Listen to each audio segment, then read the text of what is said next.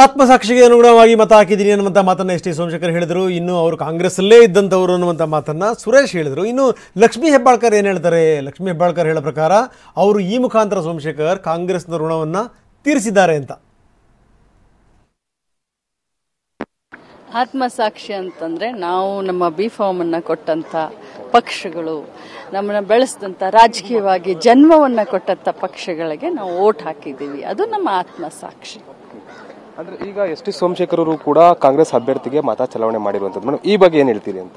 ನೋಡಿ, ನನಗೆ ಅದ್ರ ಬಗ್ಗೆ ಗೊತ್ತಿಲ್ಲ. ತಾವೆಲ್ಲ ಮಾಧ್ಯಮದವ್ರು ಹೇಳ್ತಾ ಇದ್ದಾರೆ, ಆ ರೀತಿ ಅವರು ಮಾಡಿದಾರೋ ಇಲ್ಲೋ ಅನ್ನೋದು ಗೊತ್ತಿಲ್ಲ. ತಿಳ್ಕೊಂಡು ಮಾತಾಡ್ತೀನಿ. ಅಂದ್ರೆ ಹೆಬ್ಬಾರ್ ಅವರು ಕೂಡ ಈಗ ಕಾಂಗ್ರೆಸ್ ಅಭ್ಯರ್ಥಿಗೆ ಮತ ಚಲಾವಣೆ ಮಾಡ್ತಾರೋ ನಿರೀಕ್ಷೆ ಕೂಡ ಇರುವಂತದ್ದು ಮೇಡಮ್, ಈ ಬಗ್ಗೆ ಏನು ಹೇಳ್ತೀರಿ? ಆಮೇಲೆ ನಿನ್ನೆ ಸಭೆಯಲ್ಲಿ ಕೂಡ ಭಾಗಿಯಾಗಿದ್ರು ಅನ್ನೋ ಮಾತಿದೆ.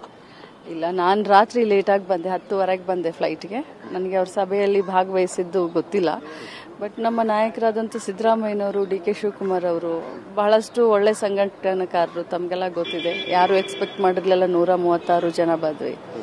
ಸೊ ನಮ್ಮ ಅಭ್ಯರ್ಥಿಗಳು 3 ಜನ ಜಯಬೇರಿ ಬಾರಿಸಲಿಕ್ಕೆ ಏನೆಲ್ಲ ರೆಡಿ ಮಾಡ್ಕೊಳ್ಬೇಕು ಅದನ್ನೆಲ್ಲ ಮಾಡ್ಕೊಂಡಿದ್ದಾರೆ. ಈಗ ಎಸ್ ಟಿ ಸೋಮಶೇಖರ್ ಹೇಳಿರುವಂತದ್ದು ಮಾತು ಮೇಡಮ್, ಆತ್ಮಸಾಕ್ಷಿಗೆ ನಾನು ಮತ ಚಲಾವಣೆ ಮಾಡಿದ್ದೀನಿ ಅಂತ ಕಾಂಗ್ರೆಸ್ ಪಕ್ಷಕ್ಕೆ. ಸೊ ಆ ಬಗ್ಗೆ ಏನು ಹೇಳ್ತೀರಿ ಮೇಡಮ್? ಮೋಸ್ಟ್ಲಿ ಅವರು ನಮ್ಮ ಪಕ್ಷದಲ್ಲೇ ಇದ್ದಂಥವ್ರು. ಅವ್ರ ರಾಜಕೀಯ ಹುಟ್ಟು, ರಾಜಕೀಯ ಭವಿಷ್ಯ ಪ್ರತಿಯೊಂದು ಕೂಡ ನಮ್ಮ ಪಕ್ಷದಿಂದ ಕಂಡುಕೊಂಡಂಥವ್ರು. ಅವ್ರು ಮಾಡಿದ್ರೆ ಆ ಋಣವನ್ನು ತೀರಿಸ್ತಾ ಇದ್ದಾರೆ ಅಂತೀನಿ. ಅದ್ರ ಬಗ್ಗೆ ನಂಗೆ ಕನ್ಫರ್ಮೇಶನ್ ಇಲ್ವಲ್ಲ. ಅಂದ್ರೆ ಬಿಜೆಪಿಯ ಆತ್ಮಸಾಕ್ಷಿ ಮತಗಳೆಲ್ಲವೂ ಕೂಡ ಕಾಂಗ್ರೆಸ್ ಬರ್ತಾ ಇದೆ. ಅದನ್ನ ನೀವು ಸೋಮಶೇಖರ್ ಅನ್ನೋರ ಹತ್ರ ಕೇಳಬೇಕು.